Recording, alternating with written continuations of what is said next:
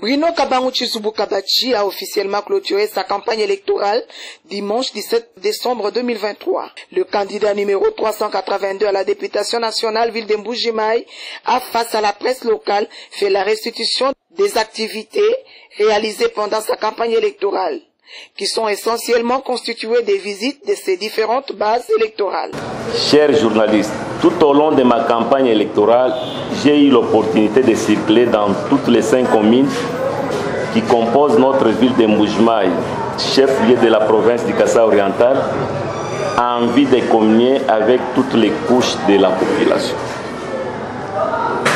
Concrètement, j'ai circulé dans plusieurs antennes des amis de l'honorable Kabachi, les associations sportives et culturelles, les églises, les sections et cellules de l'IDPS Tshisekedi, sans oublier notre rencontre avec l'association des aveugles du Kasaï oriental et tout récemment notre rencontre avec tous les chefs de quartier de la ville de Mbuji-Mayi, à l'issue de laquelle un lot important de chaises et tables de bureaux leur a été offert pour le fonctionnement de leurs bureaux respectifs. Ensuite, Bruno Kabangu Tshizubu Kabachi, numéro 382 à la députation nationale ville de Mbuji-Mayi, a épinglé plusieurs de ses réalisations pendant la législature de 2018.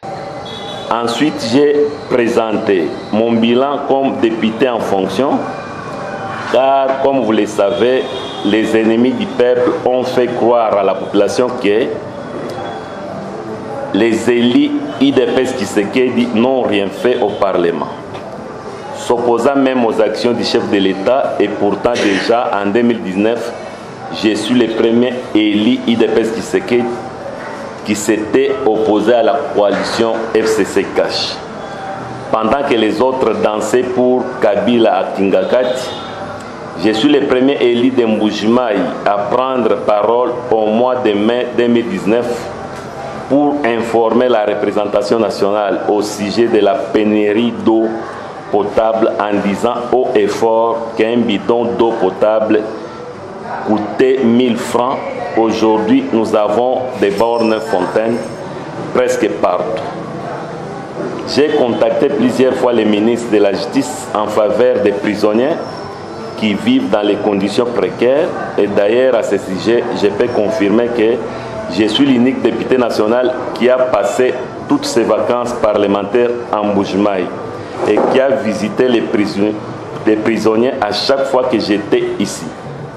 J'ai plaidé pour les agents de l'État non payés et aujourd'hui plusieurs sont mécanisés et touchent leur salaire. Je suis le premier député à avoir plaidé pour l'effectivité du projet Toubi-Toubidi en vue de renforcer la capacité de la SNEL. Aujourd'hui, les résultats sont palpables. Je suis le seul député national qui a plaidé pour la province du Kasaï oriental, même devant son Excellence, Monsieur le Président de la République Félix Antoine Tshisekedi. La liste de mes interventions est longue. Au regard de toutes ces réalisations, le numéro 382 sollicite un renouvellement de confiance auprès de ses électeurs. Il leur a également demandé à voter massivement Félix Antoine Tshisekedi Tshilombo à la présidence au numéro 20. Enfin, au regard de ce bilan largement positif et vu la confiance que mon parti IDPS Tshisekedi et son autorité de référence Félix Tshisekedi ont placé à ma modeste personne, je sollicite le renouvellement de la confiance pour un second mandat à la députation nationale. S'agissant des élections qui se profilent à l'horizon, je tiens à réaffirmer que notre candidat à la présidentielle du 20 décembre 2023, le ticket gagnant s'appelle Son Excellence Félix Tshisekedi. Je profite de cette occasion pour lui rendre un vibrant hommage parce qu'il a réalisé son engagement d'organiser les élections dans les délais constitutionnels malgré l'agenda caché de certains pays voisins qui ne girent que par l'instabilité de notre pays. J'ai pleinement confiance en notre population, raison pour laquelle je demande à tous les habitants de la ville de Mbuji-Mayi Musonge, Muluba, Mutetela, Kanyoka, Mubindi, Muswahili et d'autres le 20 décembre 2023. Votez tous Bruno Kabango Chizubu Kabaji numéro 390 à la députation nationale pour le rayonnement de notre chère province du Kasaï oriental. Je vous promets que vous ne serez jamais déçus. Enfin, Bruno Kabango Chizubu Kabachi a appelé la population à voter uniquement les députés de l'UDPS. Le Kasaï oriental est le fief naturel de l'UDPS Tshisekedi.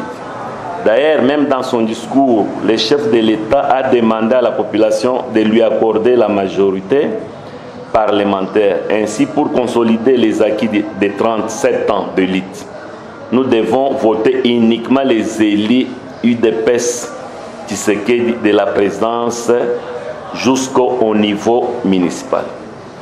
Car c'est l'UDPS Tshisekedi qui présentera le bilan du président Fachi en 2028. Chers journalistes, c'est ici l'occasion pour nous de demander à la population du Kasaï oriental à ne pas voter les candidats stagiaires, moins encore tous ceux qui avaient bâti campagne pour Chadari en 2018. Car si Chadari était proclamé vainqueur, il ne serait pas tshisekidiste aujourd'hui. J'estime que l'heure est arrivée pour que tous ces gens qui ont pillé la République pendant 18 ans de la dynastie Kabila puissent aller en retraite politique afin de répondre de leurs actes devant la justice. Décembre 2023 à minuit sur toute l'étendue de la République démocratique du Congo.